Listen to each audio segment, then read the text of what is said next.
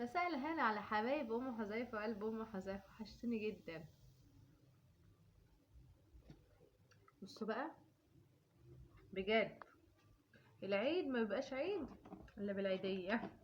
واخده عيديه النهارده والله. بصوا حمايه اديني عيديه بقى ايه تعدل النفسيه.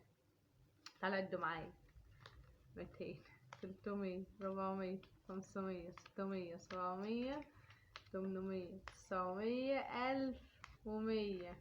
وخدت منهم 100 على فكرة. ال50 بقيت اهي. يعني كان 1200 جنيه. مروق عليا روقان النهارده صراحة. وجاب لي فاكهة وجاب لي حاجات حلوة 100. متعرفش هو جمعية ولا ايه حكايته. جالي انا وسلفتي بقى وروق علينا النهارده. هو ايه ادى العيال وام العيال صراحة.